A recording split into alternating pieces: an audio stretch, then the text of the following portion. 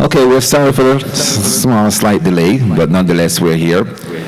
Though not big in quantity, but it's going to be of quality, and that's what we're here for. Exactly. I like that. You see that? That's nice. right. I like And my that. co-host, we're going to turn it out tonight. Yes, Not we because are. we don't have a big audience, but we're going to do what we got to do to make this fun and enjoyable. All right? So Donovan, tell me about yourself. All right, What is that's it what that I'm you going to do. All right, I'm a media personality from Connecticut. I was born and raised in Jamaica. Came here, wanted to make a difference in the whole Caribbean scene in the United States because, as you notice, when I came here in the early 80s, there were not much of our Caribbean culture being spread all over the media or anywhere else. So while I was in college, I decided to make a change. So you can only make a change if you look at yourself in the mirror and said, you're the one that's got to make that change. So I decided to take it upon myself to try and build and encourage others from outside the Caribbean to, of course, make their country a better country and to take care of all of the opportunities here. So this is why I've been doing it for years and been an advocate for spectrum in our community and helping young people to get ahead in life. And I've met some great people all over the world, just like all you beautiful people here, including you yourself. And of course, met, of course, Miss Williams the other day, and what a wonderful lady. So we have a whole bunch to cover and go over today, but we're going to make it fun and exciting. So that's about it on me. You can look me up, call me, get my picture, take autographs, send me money, do it now. Just okay. But it's all here. Cash, credit card, Everything, you name it, we make it happen. All right? So young lady, tell us about yourself. Well, you're a tough act to follow, so I don't know if I can Try talk now. No. My name is Dhylles Davis. I am a motivational guru and speaker, self-published author, and the founder and creator of the Sip and Chat movement, which are empowerment events. I motivate individuals in releasing fear, guilt, and shame from traumatic experiences that they may have experienced, and sharing my own stories of how I overcame and giving them suggestions and tips on how to overcome life's tragedies in order for them to live a fulfilled life. Beautiful. Can't get any better than that. And of course, you're a motivator and an inspirational speaker. So that's a wonderful thing. But before we do anything, of course, you know, anything we do, we have to put God first. Oh, all the time. So let's bow our heads in prayer before we do this. Most high and eternal Father, we come giving you thanks for this day. We thank you for your gathering here tonight. And for God, as we go forth, we ask that you may be in our presence. Father God, our minds and our hearts to be in one accord so that we may have this successful conference. Father God, we just ask for your guidance and your protection. Be with us and continue to show us your love and your mercy. As we go forth, dear God, we just ask you may just bless this one and bless many that's going to come after. We ask that you may put your hands all around each and everyone that's speaking tonight. And Father God, guide them and protect them and their families in everything that they do. As we go forth, let us be loving and let us be caring for one another, because this is how you want the world to be, because Christ Jesus died for our sins so that we might have life more abundantly. And if we don't love you, Father God, who will we love? You are loved, and we're here to love you in return. We thank you, and we give you all the glory and the honor and the praise, and ask that you may just bless each and every conference that follows this one. In the name of your Son, Jesus Christ, and watch your arms around Pearl Williams there, Father God, and help her in everything that she does and make it become successful. In the name of your Son, Jesus Christ, we do honor and we do pray and give thanks. Amen. Amen. All right. Couldn't get better than that. Somebody can pass the offering plate. No. The envelopes are in the back. All right, moving along in our program. I know, a little bit behind time, but we're going to make it, of course, something successful and go along. We have some great speakers and some great acts that's going to be here performing tonight. So I can't wait to get some nice information and motivation and get my spirit fed. It's going to be amazing. All right, and that's what we're going to do. Now, we have some excellent speakers that's here. And, of course, we're going to have our first speaker come up on stage and let you guys know what she does and all about how she is. Now, this young lady is phenomenal. She's a first lady. And, of course, back in the country in India, and she has done so much for her country and for women. She's from the WE campaign. And, ladies and gentlemen, you can't get no better than this when you have people of this magnitude here. And we're so grateful and honored to have her presence here with us tonight. I want you to put your hands together and give her a standing round of ovation as we bring on stage none other than the one and only Ranjit Kaur, all the way from India, ladies and gentlemen. So we're so grateful and so honored and blessed to have her in our presence. Very good evening to all of you. We take extreme pride in introducing us to your organization, WIFAWay. It's a Sans Frontier global effort to promote women empowerment and raise awareness on common issues related to women. Ladies, the campaign focuses on the great issues related to the socio-economic empowerment of women, and particularly regarding eliminating violence against women, child, and all the ill evils prevailing in the society. Anyways, today I am expressing my views on advancing economic opportunities for women in business and other entrepreneurs. Economic empowerment of women is crucial in the present context for breaking the cycle of intergenerational discrimination against women and enabling overall women empowerment. Historically, grant and subsidy-based poverty alleviation programs have not been very successful in meeting this objective. Hence, there has been a shift in focus toward market-based approaches such as microfinance, breaking the myth that the poor are not bankable and require charity. Entrepreneurship among women in India has been growing, especially since 1990s. Women in India are breaking the glass ceilings and are found to be entering into every business field. They have moved to 3 E's: energy, electronics, and engineering.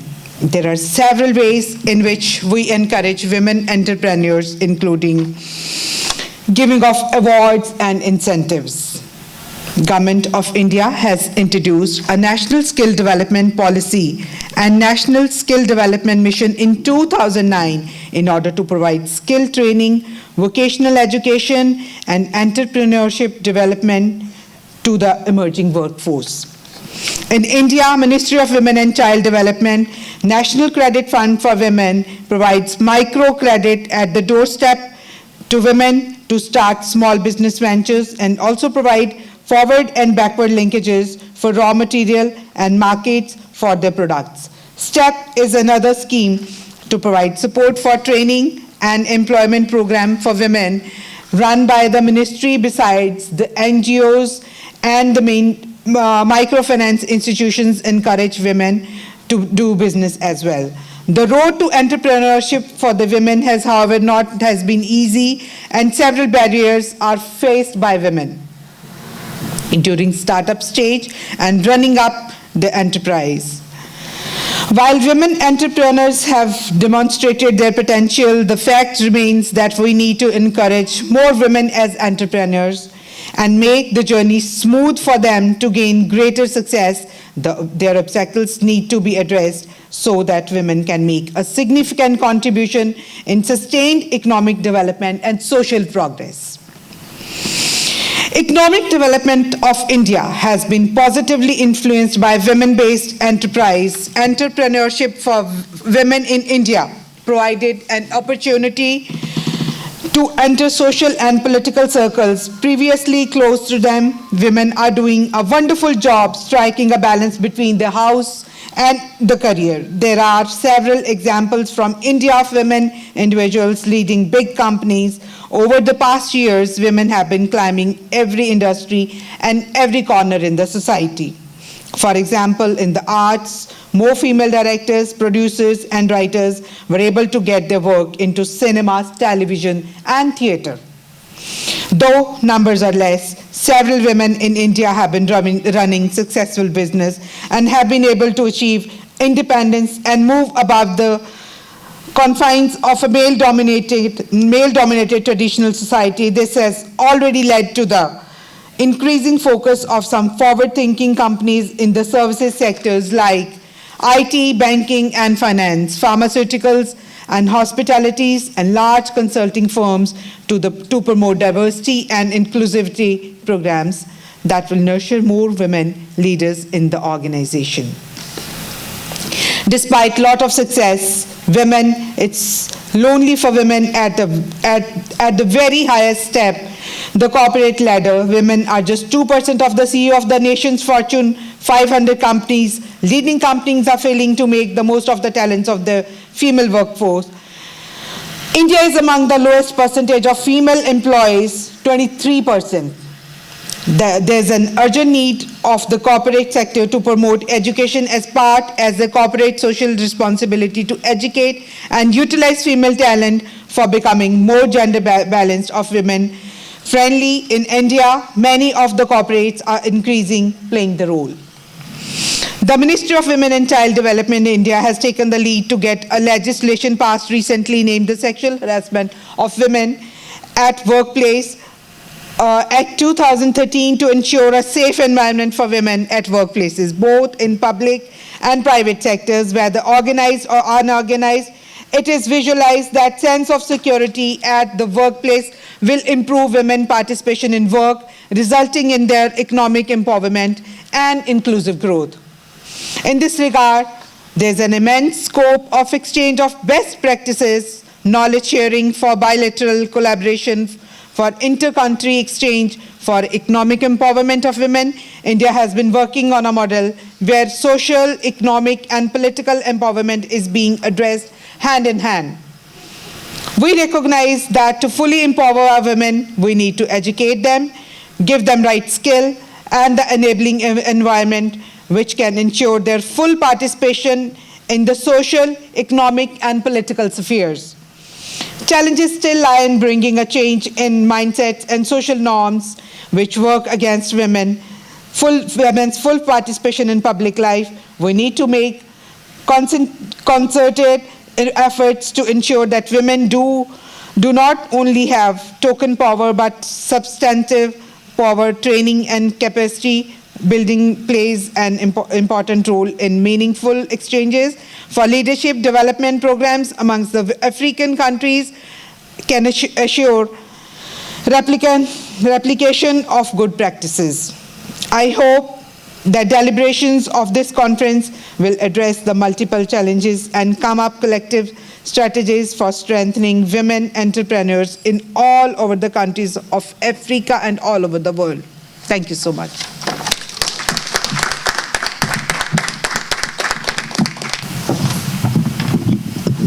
Come on, give her another round of applause. Yes.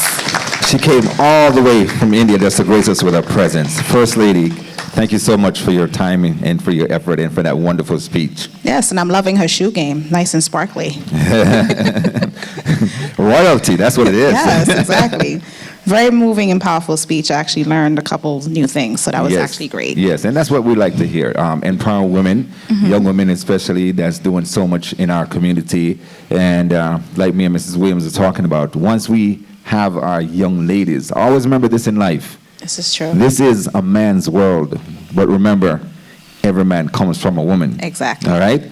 And the thing is, I'm a man, but I know these things because I was raised by my mom. But the thing about it is the fact that you teach a man, you teach an individual. You teach a woman, you teach a nation.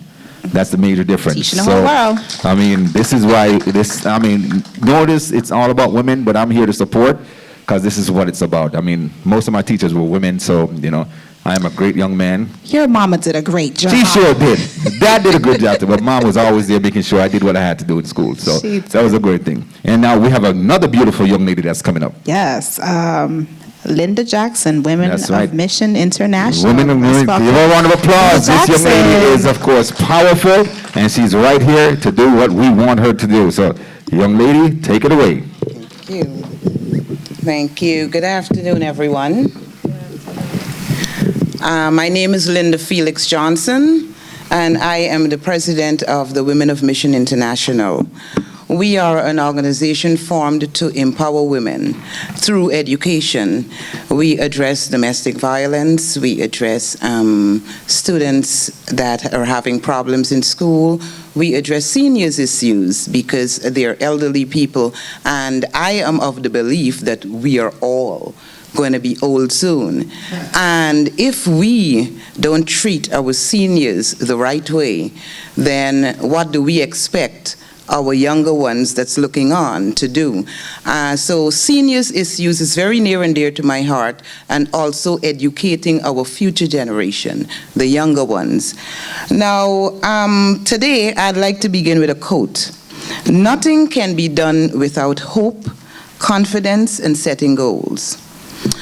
Optimism is the faith that leads to achievement.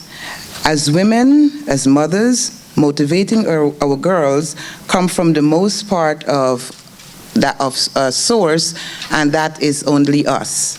We as women our girls look to us for that empowerment. So we need to recognize that it is a tremendous responsibility we have, but we should also recognize that we hold an influence over our child's desire to learn from us. It is my hope that as a consequence of these discussions and participations, and I was pretty interested in what the First Lady said about the Indian component, and that just goes to show that women's issues are not in one place. Women's issues are worldwide. And we all know when we were growing up, we grew up, I am from Guyana, and we grew up in a time when it was a male-dominated world, it still is, but we saw our mothers as homemakers, and that's what we were taught to be. We saw some of our mothers being beaten, and that was what was expected. That was the norm. And so the sons grew up thinking that that is what was expected, and they did the same thing. So physical abuse, mental abuse, and psychological abuse was used against women in that time. But through education and over the years, things have changed, and now women are taking up their place in society. And as the young gentleman said earlier, we as a people need to recognize that we all came from a woman, and we should not allow women to be abused, and even men. I know we as women, we speak out against abuse, but the men folk, we implore you to do the same. Because if we have a lot of men joining this movement against domestic violence, we will make a stronger impact on the change that we are seeking. Now, empowerment is defined by three sets of things, and this is only my opinion. I know there are a lot of others. Let's start by talking about our voices as women. In my professional and personal experience, women and culture we have a lot of opportunities to develop our voices. When I speak about women's voices, I'm referring to her opinions, her thoughts, how she feels about her life and her relationships, how she expresses herself in whatever her unique way is, through caretaking or art, through mission work or business, or simply through her relationships with everyone. Our voices are not only the songs that come out of our mouths, but our voices are how we express our authentic selves. Speaking to you today, for instance, is one of the ways that I express myself. That's the way I have a voice in the women's empowerment movement. If we know, as I said earlier, we are in a male-dominated world, and my family was no exception. My father was the dominant one in the family. I saw my mother she was a nurse before she had children, but once she got together with my father, then her place was in the house. Now we know different. You could be a mother, and you could be a professional woman as well. But that was expected a long time ago, and so we have really come a long way. I could recall women not being asked their opinion, but told to be nice, to be kind, to be pretty, to be quiet, to be supportive, and not to be too visible. With messages like these, we were destined to become somebody like in the movies like Joan Cleaver, where you will just, yes sir, yes ma'am, yes, yes, yes, all the time. But instead, we are here talking about women's empowerment and how we could grow and change. I believe that no matter what experiences we have in our lives, we have the inherent possibilities to make a change. And we are now here to validate ourselves as women that are ready to make that change. We don't have to wait for our children to grow up, or for us to get a degree, or for us to get a divorce in order to move forward, and we don't need to have these things hold us back. We need to rise up right now and take action. Therefore, I would implore all of us women and men, to step out and step up. Because there are several challenges and issues affecting a woman's progress. And if we address those issues and actually talk about them, we'll be making a whole lot of difference. Now, I want to talk a little bit about domestic violence, because those are one of the issues that I find are impeding women's progress. The women are normally afraid to report because normally the police, I could give you one instance in Guyana where a woman reported, she went to the police station and reported that her boyfriend beat her up. The policemen laughed at her. She went back to the boyfriend because, again, she had no economic support. She had no social support, and she had no the politicians need to take action on these issues. So we find a lot of times women will stay in the situation they are in because there is no support. And that's where, even though these social organizations we form, we work on a shoestring budget, but we make sure that we are able to at least lend a voice to those women who are experiencing those abuses. There are certain things that when we address domestic violence, we need to educate our as women. We need to be that voice that educates the politicians, that educates the justice system, that speaks to the issue. Let them actually understand what it is, and especially police officers. So I would implore us here, and when this gets out, that the first conversation we should have should be with the police. Because when a woman comes to the police station for some help on being abused, that's the first front that they need to see somebody showing them empathy. And not only empathy, but they have to know that that abuser will be prosecuted. Because if they're not prosecuted, and if the abusers know that, oh, they're just going to get a slap on the wrist and they're going to go back and the relationship goes on, then the cycle of abuse will continue. And that's what we need to address. Now, eradicating domestic violence is a question for social responsibility, and as I said, we all have, okay, I'm going back a little bit here. Even though we see progress is continuing, there is always more that can be done. We need to help victims more. We need to bring those abuses to justice, and more of our attitudes needs to change, because so that in continuing, we would be prepared to fight and help those women, and not only women, boys, young girls and young boys, because statistics prove that more than 30% of young 13-year-olds are abused by their boyfriends. And that's the pattern that begins and it goes on through adulthood. So we need to start educating our young girls and young boys at school age that this is not accepted. If you respect yourself, then you will respect everyone else. And we, all of us, as a people, and it doesn't matter where you come from, because in different cultures, men were allowed to behave a certain way and it was accepted. But now we know different and we should do different.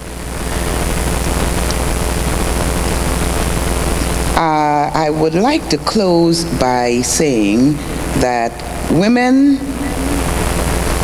who want to do better, who wants to be better, should help others to get better. It's about empowerment. It's about learning the lessons we need to teach our daughters and hearing messages we need to give to empower them to move purposefully into today's world. It's about benefiting us ourselves and what we give to benefit other women. That's why I'm asking women to come join us and bring a sister, bring a friend, bring your daughters, and even your sons. It's time for us to rise up and stand up and lift up another woman or another girl who's being abused or who need help. I would invite you to listen to a few verses, and this is a song that I like and we do at conferences all the time. I'll say a few of the words and I'll tell you the chorus and you could join in. It's a song by Diana Ross and it's called Reach Out and Touch.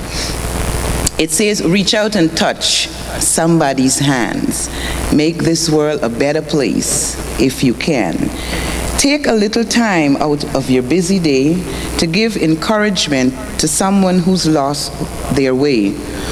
Or would I be talking to a stone if I asked you to share a problem that's not your own?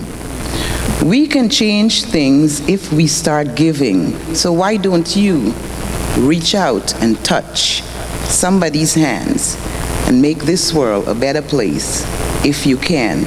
I changed the words up on this. It says, if you see an old friend on the street and she's down, remember her shoes could fit your feet. Try a little tenderness. You'll see it's something that comes naturally. We can change things if we start giving just a little time to help a sister. So why don't you reach out and touch a child, help a neighbor, help a friend, help a stranger, help your community, and make this world a better place. So let's reach out and touch somebody's hands. I'm not hearing you. Make this world a better place if you can. Again, reach out and touch somebody's hand. Make this world a better place if you can. Thank you. Yes, that was amazing. Like you mean it. Linda, you're gonna have me singing that song on the way on the train, on the way home on the train now. Thank you very much. All right, I'll reach out and touch your hands. There we go. We've got to really make this world a better place, and that's a wonderful thing that she said. This is what it's all about. Again, it's a women's conference. We're empowering women, but I like how she talked about empowering our young men. Yes, definitely. Because that will teach them how to respect their queens. I mean, too often we see television raising our children, you know, boys calling women all kind of name from their young. Yeah. And when they get older, what are they going to do? One of the most disgusting thing I always see, because I coach basketball, and I told my players, I coach both men and women, especially the young boys, don't ever let me see you with your pants below your waist. Yeah. And I instilled that. I mean, I got into an argument with a parent, but I didn't care. I wanted to teach them, because I have 3 boys myself, I want to teach them how to be young men and how to respect their women when they get older. So these are things that we want to instill in our young men. And of course, Ms. Johnson, thank you so much for those encouraging words. It's amazing. I have 2 little brothers, and I often tell them not to let me not catch you with your pants all the way down to your butt crack. That's not Yeah, that's right. Because you can't run in them now. You can't. Like, if the cops are chasing you, what are you going to do? Trip, fall? That's true. Definitely. All right. Moving right along, another wonderful lady that's going to be coming up here.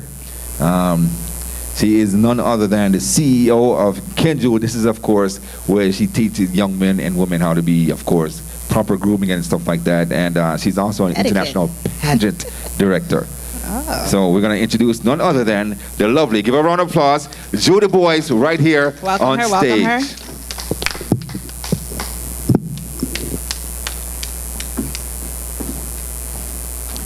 Good evening to all. I'm Judy Boyce, owner of Ken Jules and CEO and director of Miss Plus Size Diva Barbados. First, let me say that it is an honor to be here, to be invited to speak with you at the first International Women's Conference and to be surrounded by such amazing and inspiring people. It's a pleasure to be here.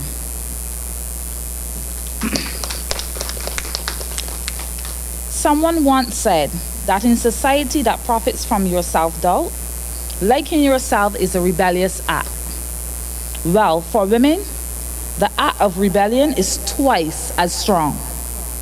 And if you're a plus-size woman, liking yourself is a revelation in itself. People often see plus-size women well-dressed, looking fabulous, and speaking with confidence, and almost look puzzled. Wonder why. How dare you be confident? How dare you be pretty? How dare you like yourself? We have to like ourselves regardless to our size, our situation, or our status. And at the end of the day, beauty comes from within. No matter where you go in this world, always remember that God has made each of us in his own likeness and image. I want to talk about 3 important issues this evening, and that's health, beauty, and finally, self-love. I think there's a lot of myths going around about plus-size women and health. One is that plus-size women don't care about their health. The second is that they're lazy and gluttonous. And the third is that they do not try or even put the effort in being healthy. Now, while this may be true for a small minority of women, it's absolutely untrue for most plus-size women. Hence the reason I'm here to campaign for plus-size ladies like myself. The truth is, many of us struggle with weight loss from teenage age to year 40. That's 40 years of struggle, 40 years of dozens of diets, hundreds of exercise programs and weight loss challenges. In fact, Living Strong estimate that at any given time, 50% of women are on a diet. You can't hate a man from trying. It is what it is. We are not plus size because we want to be plus size. Some women are plus size because of illness. Sometimes you go to the doctor, you get into the accident, and you're being put on steroids. The last you can remember yourself, you might be a 110. Due to the fact of those steroids, ladies and gentlemen, you rise to a 320. Is that your fault? No, it isn't. You can't be blamed for it. There are health issues. You might be working in an industry that something affects you, cause you to be stressed and gain weight. You still have to be loved and appreciated. We have a tendency to equate health with weight. Now let it be clear. There are 2 very closely related situations, but they're not the same. And most of the time we focus on weight. We assume that being healthy will be the byproduct. But what if we turn that around? What if instead of saying, I want to lose 30 pounds in 3 months, and we say, I want to be healthy for the rest of our life? What if we cancel our membership to the diet program and throw away the supplements and pills, and we promise to eat healthy, mostly foods that came directly from earth and sea, freshly prepared in the way that all of us know is good for us? What if we try? Some of us do, but we do fail. The beauty of being healthy is that weight will slowly adjust to what is healthy for you. For some of us, that will be a size 2. And for the rest of us, that may be a size 12. But what most important is that by focusing on being healthy, you will definitely find the perfect weight. But if you focus on being a perfect way, you may never be healthy. This brings me to my next theme: beauty, size, and body image. Remember, I just said that some of us, when we are healthy, we may still be a size 12. But how many of us can live with that?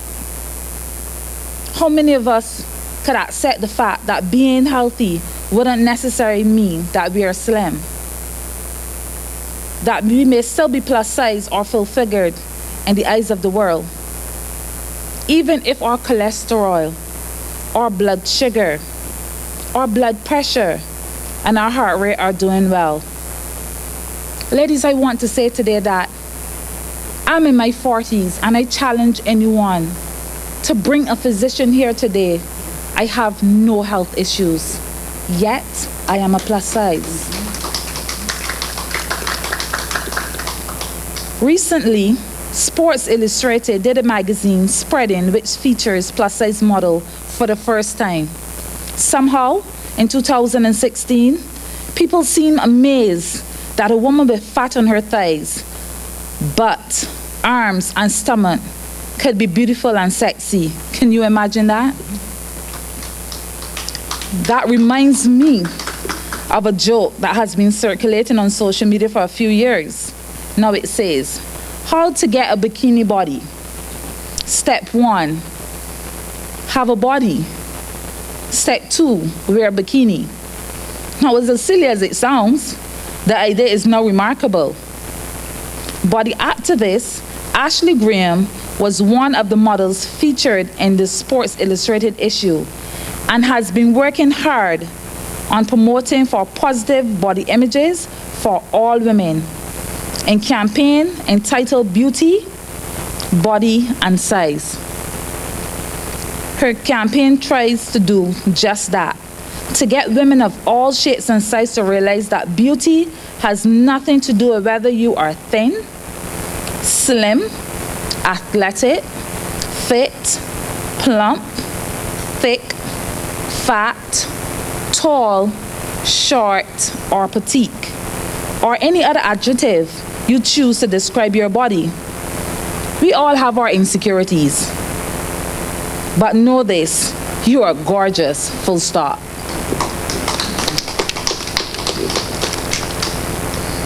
Well, we in the Caribbean have known that for centuries. But we are glad that America has finally caught up. Historically speaking, it is a very new idea, just a few decades old. And it has taken Hercules, efforts by thousands of women all over the world to win back our body image and to reset the beauty of women. I love the poem Phenomenal Woman by Maya Angelou.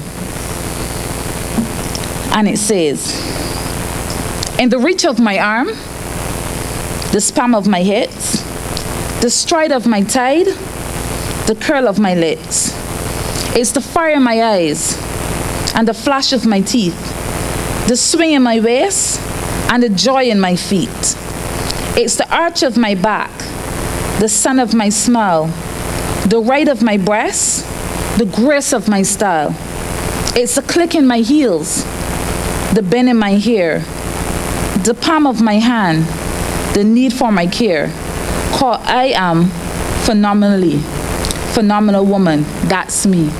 And that's a woman that truly describes who she are and how she sees herself no matter what another person or people have the opinion of her. So as I challenge you to move beyond the exclusive 10 pounds, you know what I mean. The idea that you would be much better looking, so much sexier if you lose that 10 pounds. Have you ever realized that no matter what a size a woman is, she thinks she can look better if she loses 10 pounds? Sometimes you look at someone and you're thinking, gosh, I wish I was her size. Meanwhile, she's telling you how fat she is.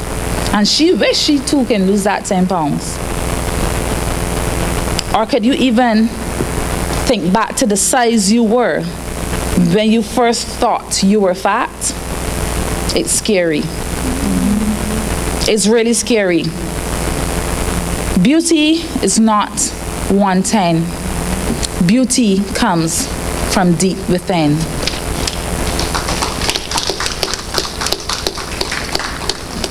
We move from the health and beauty, and I want to end with the most important topic of all, love. A most important type of love is self-love. I am sure you remember Whitney Houston Hicks' song, The Greatest Love of All. You probably heard the lyrics a million times, but I just want to read them again, and I want you to listen very carefully. She says, the greatest love is happening to me. I found the greatest love of all inside of me. The greatest love of all is easy to achieve. Learning to love yourself is the greatest love of all.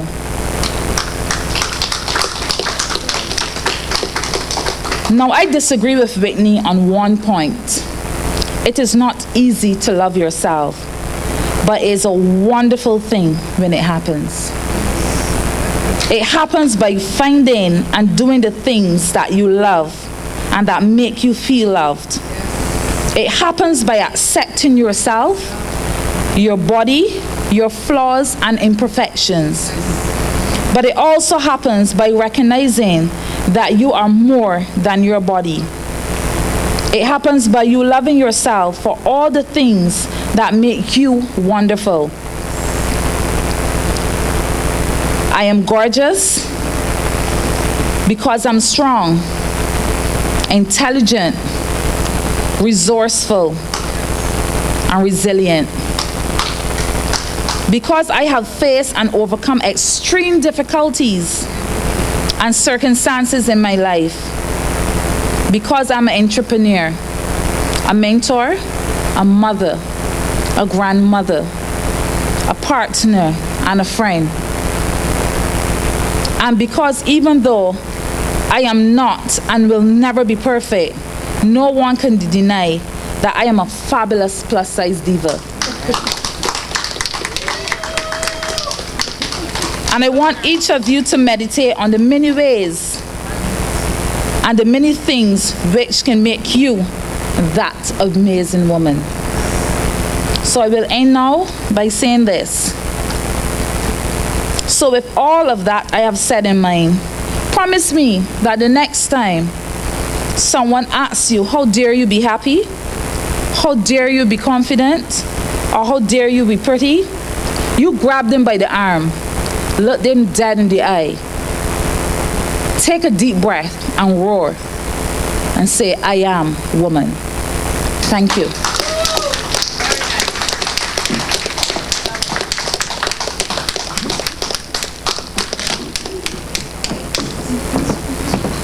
She rawing today. It's so funny that you said that because when I was 17 years old, I was invited to recite Phenomenal Woman in high school when I went to high school in Belize, and I wasn't realizing that I was creating my destiny. So being a size 12, 14 myself up here like this, looking all cute, my little dress, totally understand where you're coming from. So that was amazing. Thank you so much. Thank you so much again. And that was beautiful, the fact that she talked about loving yourself. Oh, yes, I mean, definitely. that's the greatest love of all. And of course, knowing that God created you and He loves you. So I try to teach young men and women, because teenage years is one of the roughest when they get into adolescent years. And it's hard to make yourself understand and know that, yes, you must first love yourself, especially when you have negative, aspects in the home. These are some of the hardest things, because, I mean, coaching and mentoring kids is hard, because you go through so much with them and you see that the reason why that they do the things that they do, there's no love. Yep. You know, and they're trying to find it through other people, Exactly. through television, Yep. through friends, Social drugs, media. yeah, and all that. And we as parents need to step up more and show our kids how much we love and appreciate them. And of course, once that's instilled in them, they'll grow to be that when they grow older. I tell my siblings all the time, because I'm the oldest of 4, and I always tell them, you are perfectly imperfect. So accept all your flaws, your role. Like me, I accept my stretch marks, my rolls, my curves, everything that's about me. I love myself and I have to like myself. So you have to literally inspire and motivate these kids today to do the same thing. And Well. not to try to follow the Kardashians or whoever. Just be who they are. Well, here we are, some beautiful women telling you about what women need to do to empower themselves. Nonetheless, Dhylles, we have another phenomenal woman that's going to be coming on stage. This young lady, of course, has done so much. She's a coach, mentor, philanthropist, business consultant, and a child care developer. You believe that? Yeah, I was Who talking better to her a talk little about while ago. children? She's amazing. You know, and she's here smiling away, and of course she's going to come together on stage. Put your hands together and welcome the one, the only, the incomparable Aline Gervais right here for you and yours. Give her a hand, give her a hand. Come on, give her a better round of applause than that. Good evening, everyone. I am Aline Mathurin, and I love to say that I represent my nanny circle. You see, I need to tell you a story. I don't have a speech prepared because I think I operate best when I speak from the heart, when I'm guided by the Spirit and guarded by the Spirit of God. I was raised as an orphan. You see, my mom had answered her own immigrant's call many years ago when I was 3 years old and she went to London. At the time, I could not understand why. So I was left in the care of my aging grandparents. My grandmother's health often failed her. She had diabetes. I am from the beautiful island of St. Lucia, that is in the Southern Caribbean. I came from an agrarian society. My grandfather was a fisherman.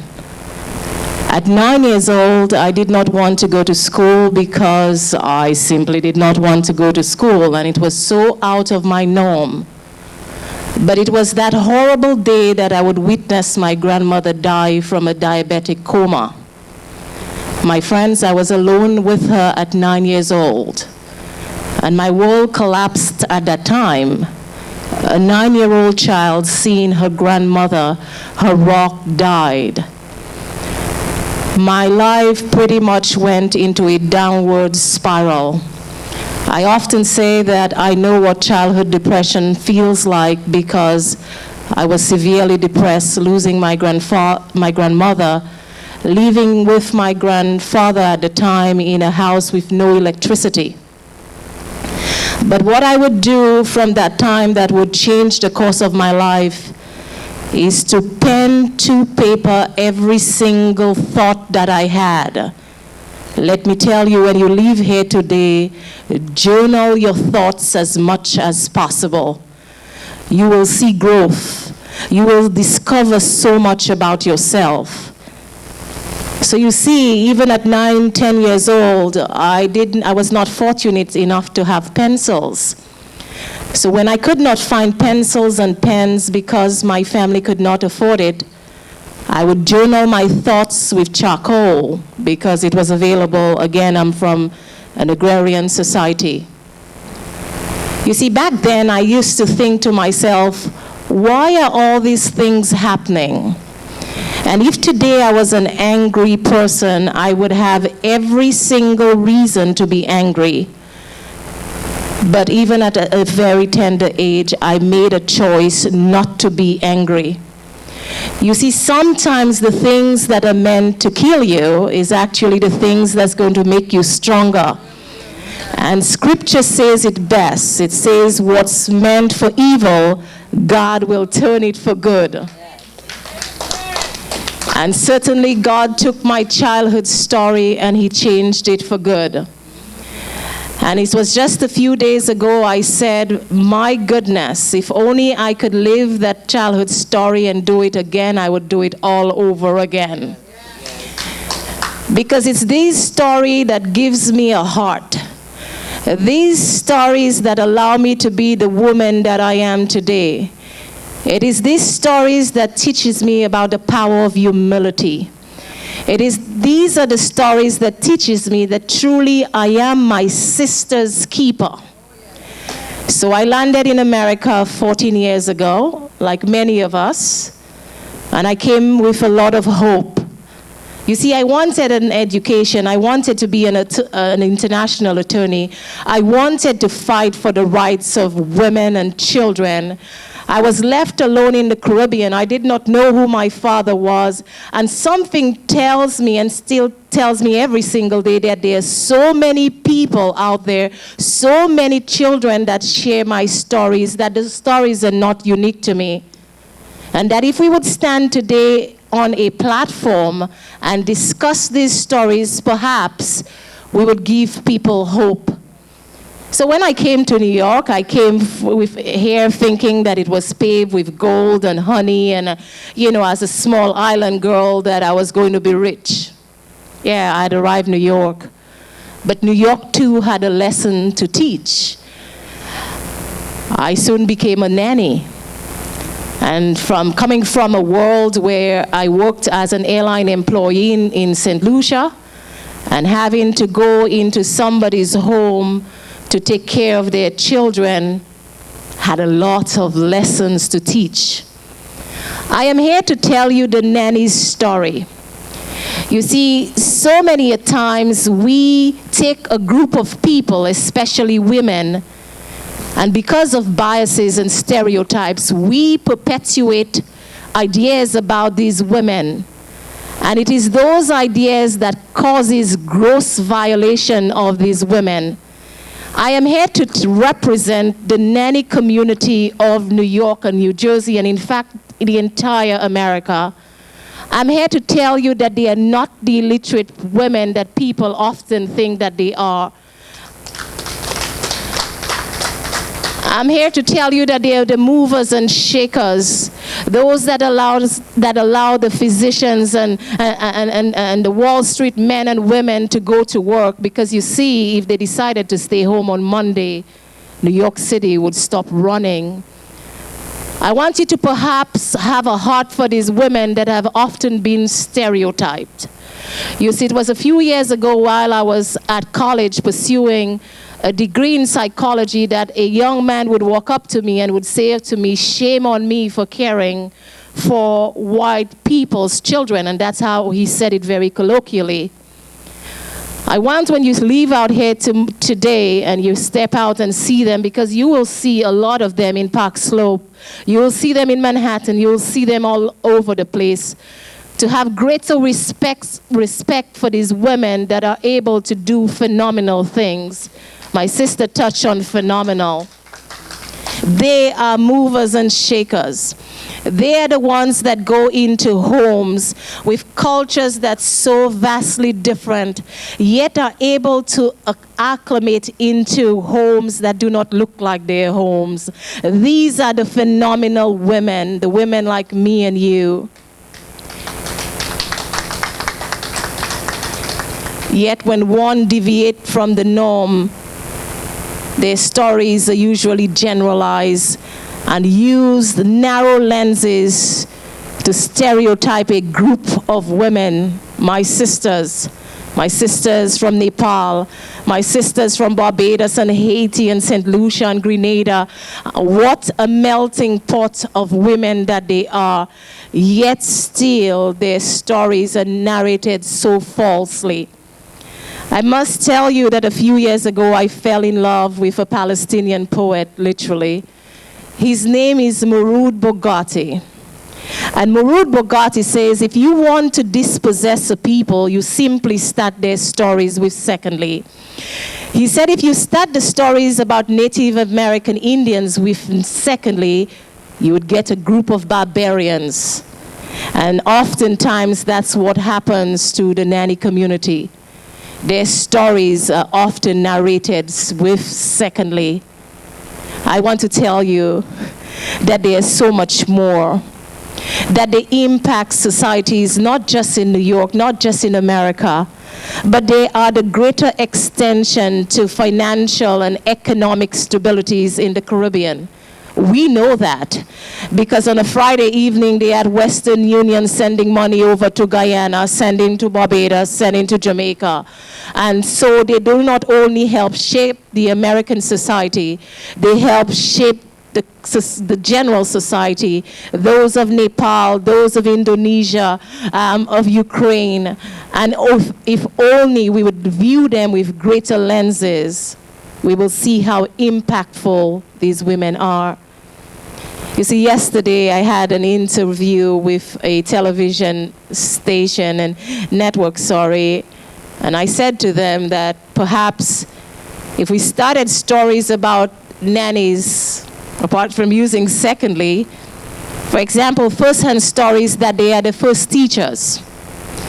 You see, 14 years ago when I came to America, I landed in the home of a gay couple. What irony.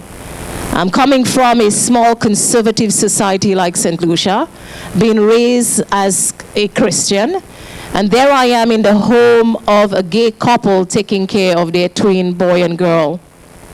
I often joke that God has such a sense of humor. And I look at everything that happened in my life as teachable moments.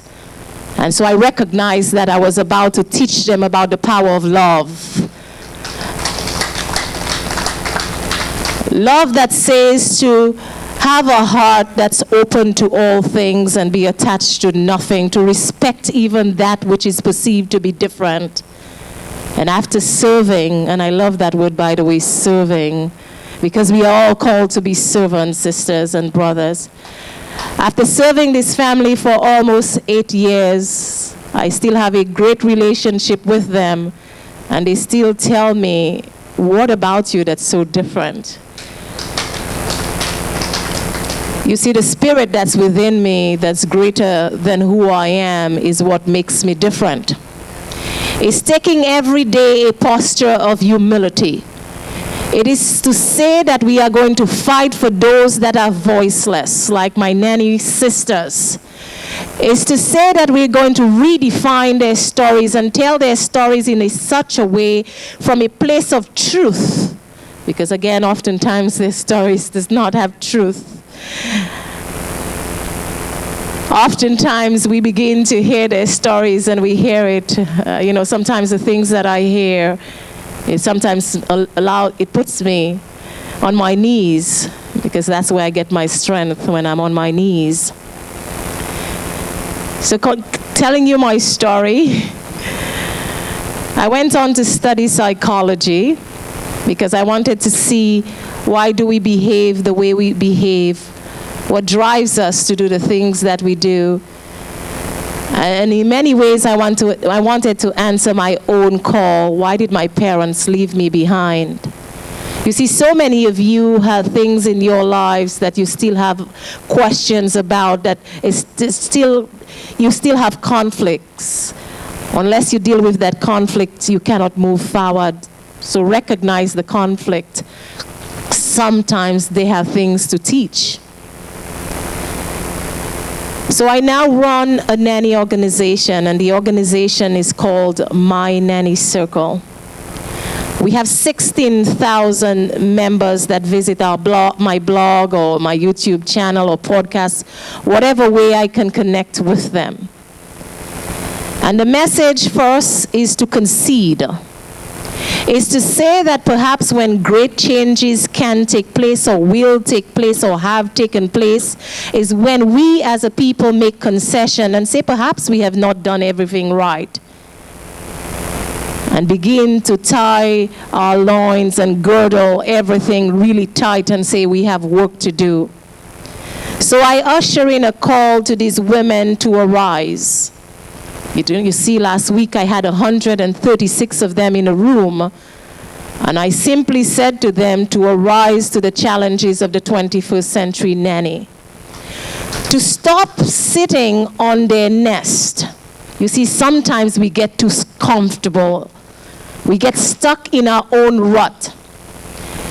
And our centerpieces were birds' nests with eggs in there. because I wanted to give them a visual. To tell them that so many times our eggs go bad because we become complacent. We do not know when the time is right to get up, and we are again too comfortable in our own comfort zone. And to recognize when it is time to arise. So the call last week was to arise women. Arise to the challenges.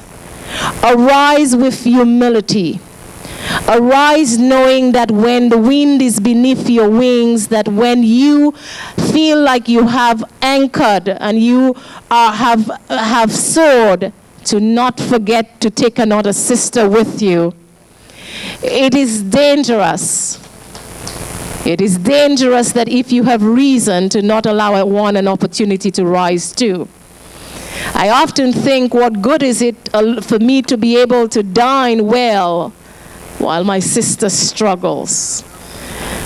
What good is it for me to be able to say that I am doing well while my sister struggles? That is not the law of the universe. That is not the law of the one who created us. It goes against the grain and the construct of who we are as God's people. So when we arise, when we are able to find our own voice and our own anchor, we need to be that anchor and that voice for the less fortunate. You see, so many a times women are not able to rise because we could be also very dangerous. We can be so destructive to each other. And perhaps if we left here and said to another woman, sister, I can help you rise. Sister, I can help you achieve your God-given talents. Or perhaps, sister, I recognize your talent. I can help you. Perhaps our world would be a better place. Perhaps minority women would do better. You see, we have been fed a notion, a phenomenon, something called the crab in the barrel mentality.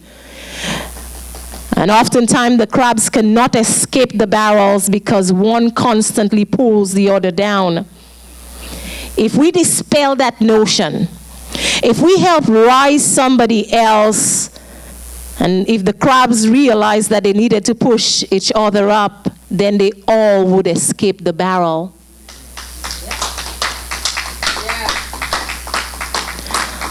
What good is it when we are in the abyss of a barrel? Or what good is it when you're sitting on a pedestal while you know your sisters are still in the barrel? Nothing. So I implore you today to help somebody else. Help start a different conversation. I implore you today to go out and maybe during the conversation this week to speak about nannies. I implore you today to recognize them as individuals, as movers and shakers in our society. I implore you today to recognize that we have our innate ability to be and do anything that we want to be. And lastly, I'll conclude with that end of my own story. You see, the child at 9 years old who simply loved to write, today I've written 4 books. And I tell you that to tell you that you too have a capacity to do anything that you want to do, to use what was meant to destroy you as something to build you. You see, the child back then that was so scared, decided to study psychology, and it's my hope that one day I'll be a psychologist. To be able to travel the corridors of the Caribbean and to find out all these little children that have been left behind. I call them barrel babies. And to begin a healthy conversation. You see, so many times we forget that there's such gross atrocities that happen to children. I have been able to resolve my own conflict. It was last night I said to God while driving from class that, God, all this time you were the mother in the motherless, and you were the father in the fatherless. But think about it, that there's some people that are not able to see life that way. And so perhaps if we look at our unique circumstances, we all in here have unique challenges. If we're able to face it, and sometimes we have to say, you're about to devour me. We concede. But oftentimes I say, that which is greater than I am will devour you. For the battle is not mine. The battle belongs to a divinity that is greater than I am. And every single day he challenges me to be at a posture of complete humility. It has nothing to do with the way you look, the way you dress, your size, who you are, what group you belong to, your socio-economic status. At the end of the day, it means nothing if you cannot connect with somebody on a human level. At the end of the day, if you cannot help somebody, I think I'm going to have her write all my speeches now when I go talk. That was wonderful. Thank you. Give her another round of applause, Yes, please. Oh, my goodness.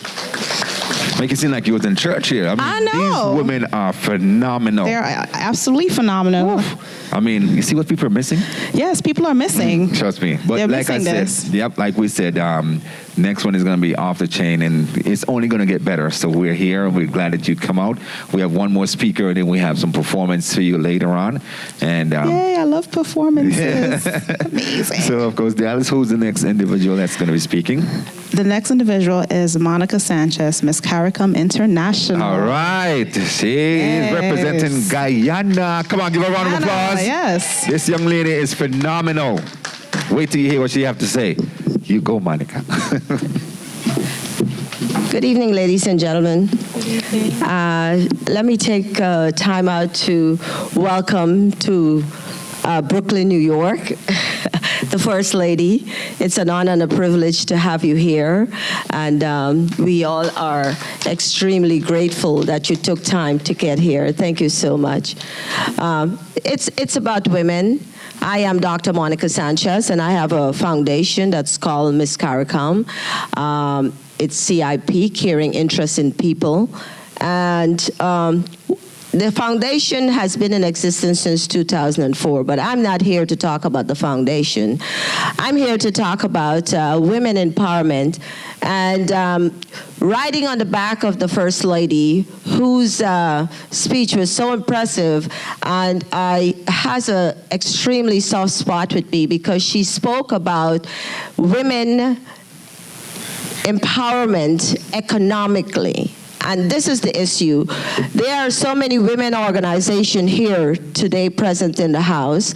And I think that one of the strong points of us as women is an economical issue.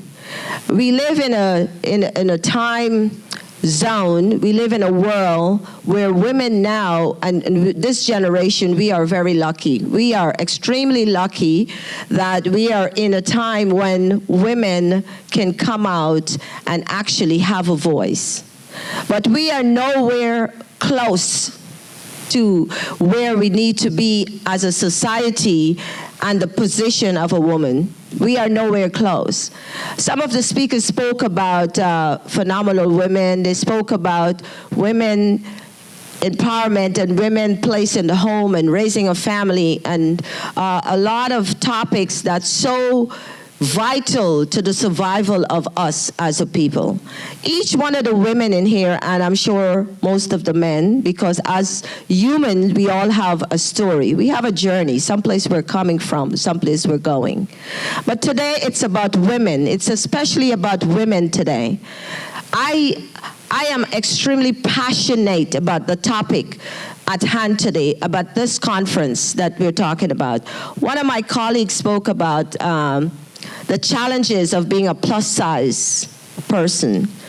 Society in the whole has a norm where a trend starts and we adapt to a trend. but you adapt to a trend that's more popular. But how do that trend becomes popular? Take, for example, let's go right back to the home. Everything starts in the home. You have a family, and of course, most family, I wouldn't say all, have a two-parent household and children. So you have the head of the household. The head of the household usually is the male of the household, but whoever it is, it's the provider, the person who's economically sustaining that household. So of course, all the respect and value goes to that individual. If it's a father of the house, you know, he has the first say and sometimes the last say, and everything has to be according to his wishes, because he is the economical provider. He is the person who has the strength, who has the power, who has everything. And the society is a lot like that. The world we live in is a lot like that. Women are, you have to excuse me because I get so passionate about this topic. We are denied the privilege of being the economical provider, even though we are the one that sustain society in a whole, beginning in our home, in our own homes, in our own families. And I think this is something that the First Lady is passionate about. I could hear it in her speech. It's something that she's fighting for. This is something that is so essential to our very survival as a people, as a nation, as a society, because women really are the backbone of society. But it has come a time when we must be given our value and our respect in society, and it has to begin in the home. And one of the highlights of today's society in the empowerment of women is an economical position. Let's go back to India, because the First Lady is here, and of course, she brought up the structure society of India and Indian women. IT, everyone knows, it's common knowledge that Indians, men, are very high-tech in IT. But has anyone ever given an Indian woman a chance to see what it is that they can do with IT? They're not ever given a forefront about IT, and this is something this is the wave of the future. IT is the wave of the future. But there are so many women that are also involved in IT, but we don't hear about them. They're not given that opportunity. And I think that even in going right back to my colleague, the speaker that spoke about the nannies, it has to do with empowerment of our financial position, our financial structure in society. We must be given our values. And I implore my sisters here today, because most of us are leaders of organizations that are empowering and promoting women, but some of the major aspect of empowerment is financial. We are left behind because we are not placed in that financial bracket that we so rightly deserve to be in. And because of that, society do not give us the value and respect that we deserve. And so I think it's very important, in order for us to get the respect of being a plus size, to get the respect of being a nanny, to get the respect of being an Indian woman or an African woman, to get the respect of being who we are, beautiful women from the inside out, we have to fight stronger for economical equality and our position of value and respect in society. I think that's where we need to focus our energy in fighting. Each one of us has a journey, and if I should start to tell you mine, I think it would be, we'll have to get boats to go out of here. And I know that every woman in here, because I personally know more than 50% of the room, and I could tell you each one has a journey, each one has a story, and it's a Cinderella story, but it has so many twists and turns because it has rocks and tidal wave and hurricanes and everything else involved. We all are coming from a place of vast pain and destruction, but we're here. We made it. We made it. We're here. And I think that in itself defines that we are leaders, that we have a purpose.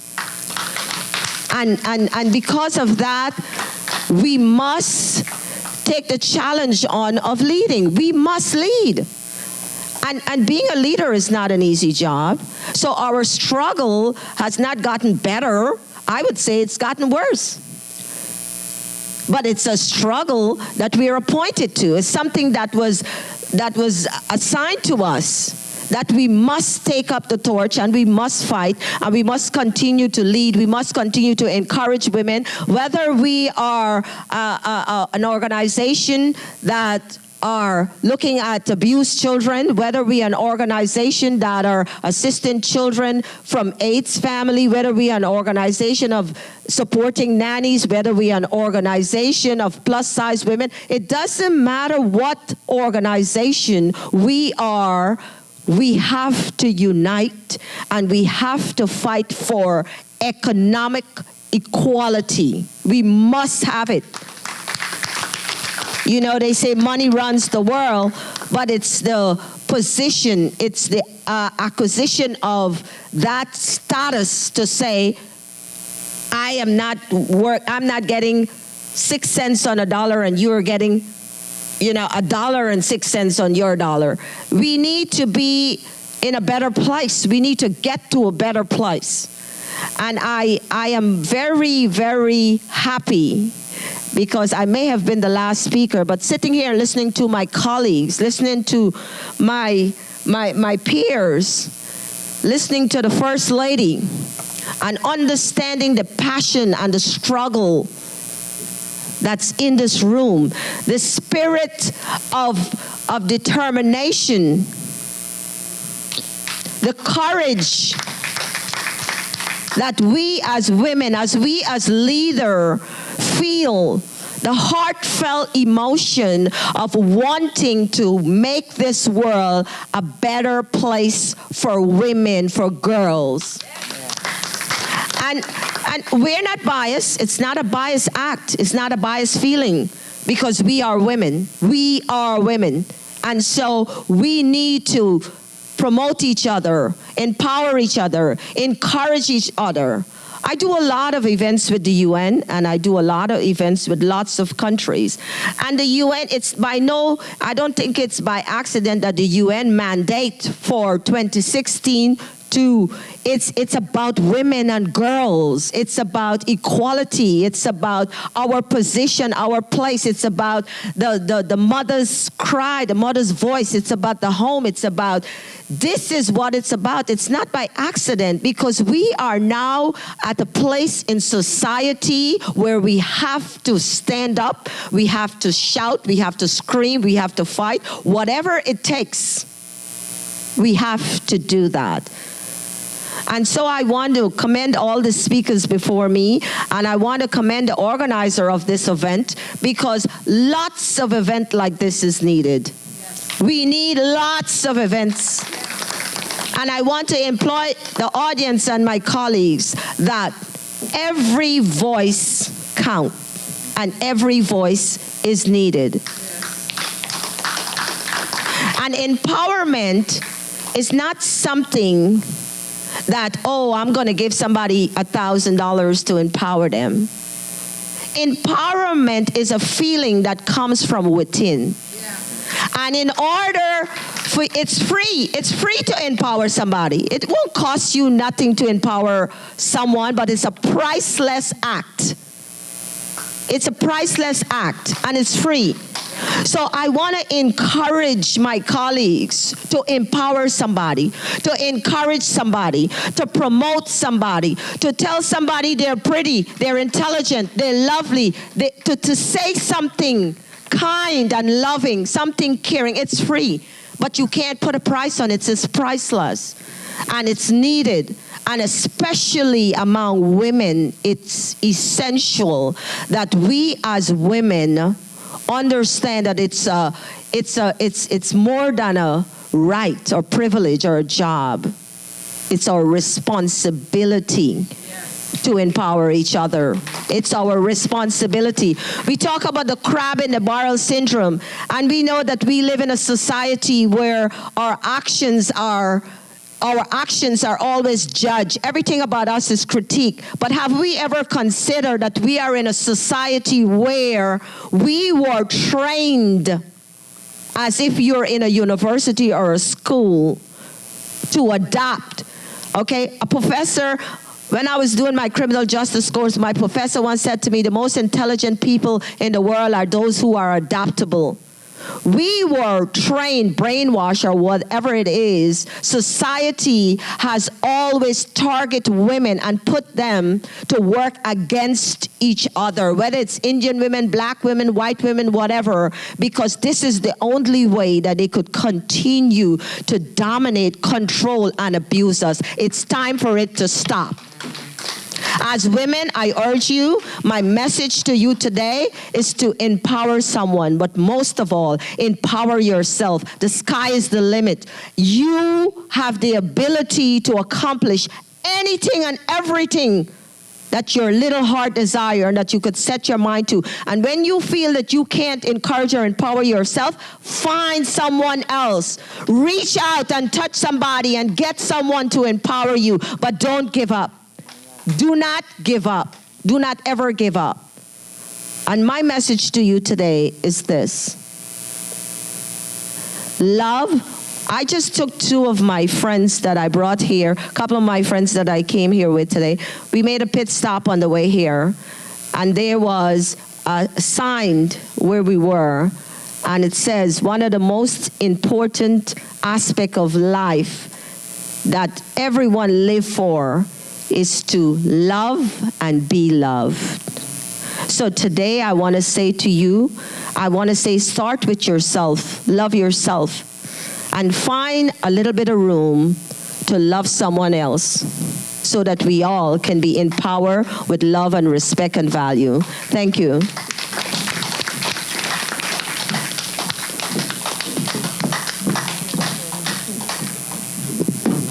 Wow. Okay, another speechwriter. Thank you, Monica. That was amazing from being off the top of your head. Can you please give a round of applause to these beautiful ladies here, empowering everyone. Thank you so much for empowering me, and thank you for living in your legacy, ladies, because you're creating opportunities and you're being leaders in your own right, and I think that's awesome. So my co-host had to leave, so it's just me. Don't feel bad, it's okay, I'm still here. Anyhow, the next person is going to be here. You want to take a break?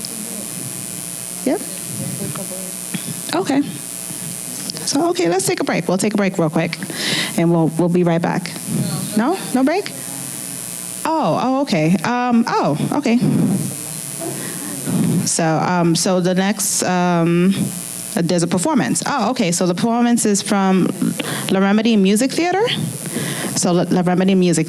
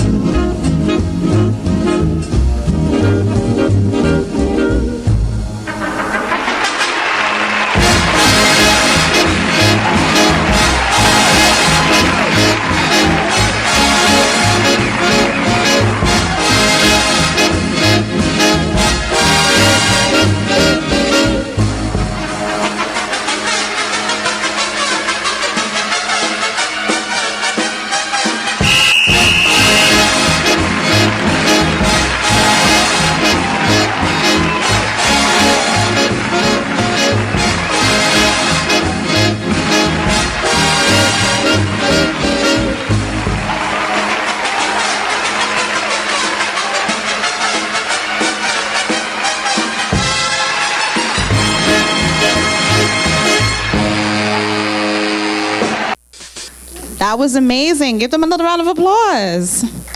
Oh my goodness. You have to teach me some of them dance moves, especially that twirl and turn. That was very nice. So I'd love to bring up the person who put all this together and brought all these amazing people together, Ms. Pearl Williams. Everyone give her a hand, round of applause. Amazing person who put this all together to empower women and get us going and inspired and motivated to just go into the world and just conquer our world in however way, shape, or fashion, regardless of complexion, size, and all that good stuff. I got a lot of information today. It was amazing.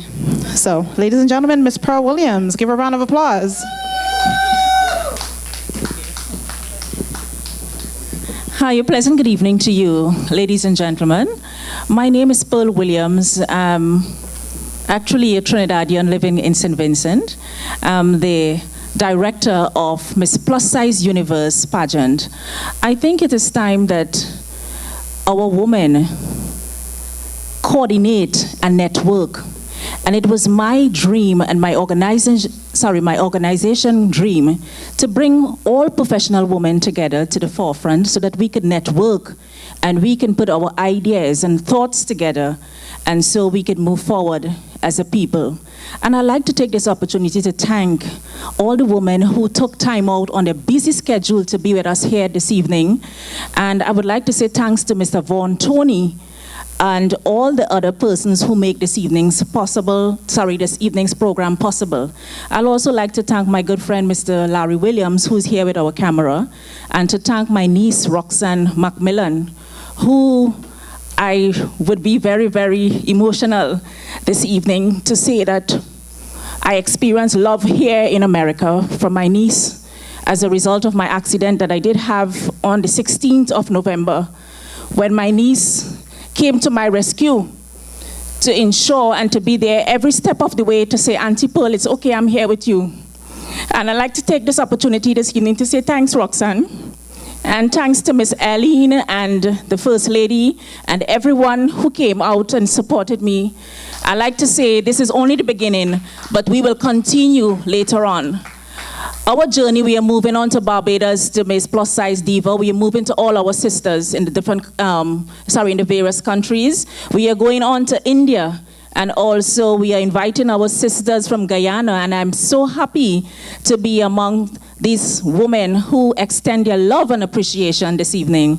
And I'd like to say thanks to you and thanks to the owner and everyone who made tonight possible. And I would not leave without saying thanks to Oral Welchman and his team for entertaining us. And I'd like to say so long and thank you very much. And we will see you in the next country in the very near future. Thank you.